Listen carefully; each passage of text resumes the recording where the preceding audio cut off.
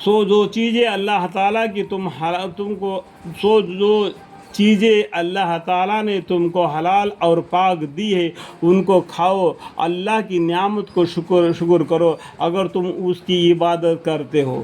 تم پر تو صرف مردار کو حرام کیا ہے، اور خون کو اور خنزیر کے گوشت کو اور جن چیزوں کو غیر اللہ کے نامزد کر دیا گیا ہو، پھر جو شخص بالکل بے قرار ہو جائے بشرطیک طالب لذت نہ ہو اور نہ حد سے تجاوز کرنے والا ہو، تو اللہ تعالیٰ بخش دینے والا، مہربانی کرنے والا ہے۔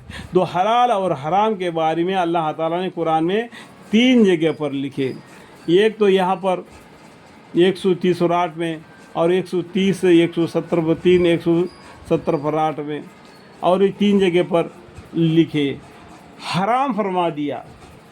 تو بالکل یہ بات نہیں کہہ دینا کہ ہم کیا علم کو بتا رہے، اب سمجھنا چاہیے، ٹھیک ہے؟ یہ بالکل حرام ہے کر کے نہیں کہہ دینا۔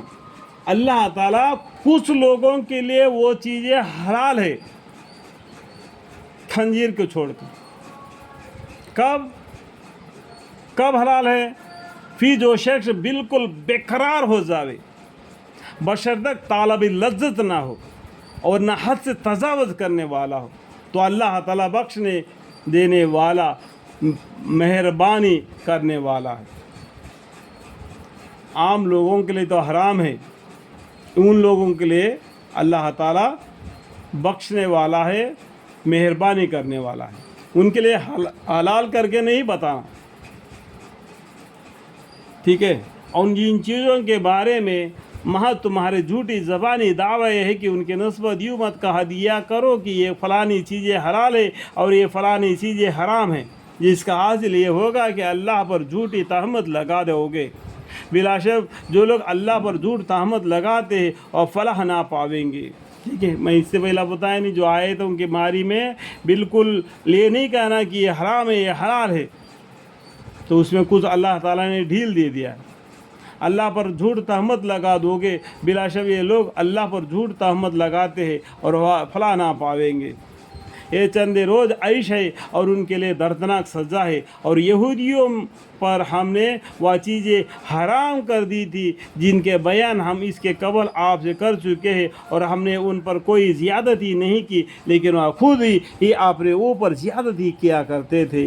پھر آپ کا رب ایسے لوگوں کے لیے جنہوں نے جہالت سے برا کام کر لیا پھر اس کے بعد توبہ کر لی، کب کیا؟ جہالت سے، انجانے میں غلطی ہو گیا، اگر جان کر بھی غلطی ہو گیا تب بھی اللہ سے معافی مانگنا، اللہ مجھے معاف فرما، یا اللہ مجھے معاف کرنا، میری یہ غرض تھی اس لیے میں نے یہ گناہ کیا، اللہ کو سب معلوم ہے، ٹھیک ہے؟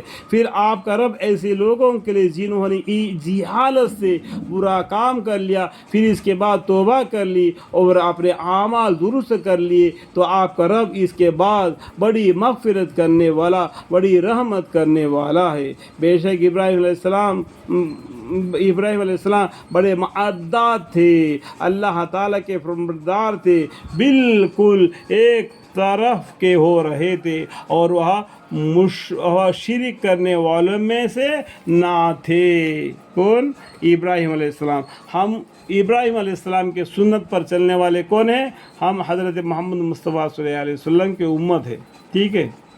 جو ابراہیم علیہ السلام کے زمانے میں ان کو 2 بیٹے پیدا ہو گئے، اسماعیل علیہ السلام اور اسحاق علیہ السلام۔